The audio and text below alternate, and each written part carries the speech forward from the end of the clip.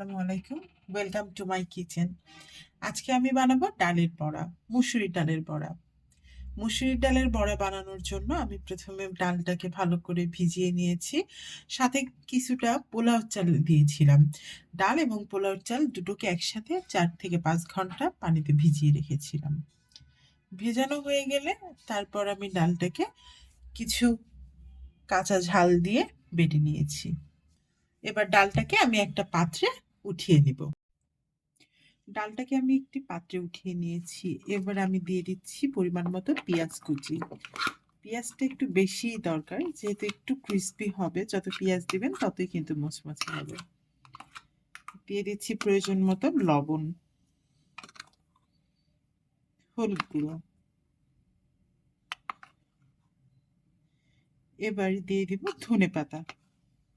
আমি একটু বেশি করে দিচ্ছি, আপনারা চাইলে স্কিপ করতে পারেন।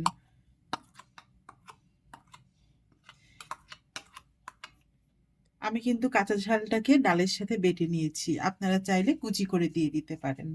এবার এটাকে আমি একসঙ্গে মেখে নিব। ডালটাকে আমি ভালোভাবে মেখে নিয়েছি। এবার আমি তেলটা গরম করে নিয়েছি। তেলে আস্তে আস্তে করে বড়াগুলো ছেড়ে দিব।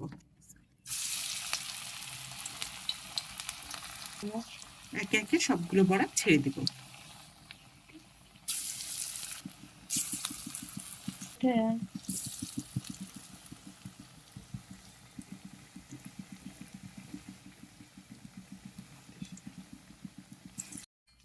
আমার প্রথম ব্যাচ বড়া ভাজা তৈরি হয়ে গিয়েছে। এখন আমি এটাকে আস্তে আস্তে তুলে ফেলবো।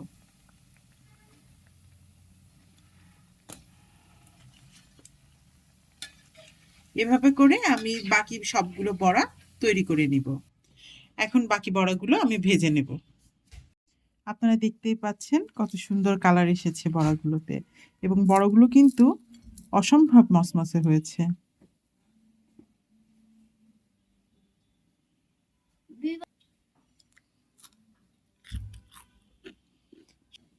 আপনারা চাইলে এইভাবে তৈরি করে নিতে পারেন।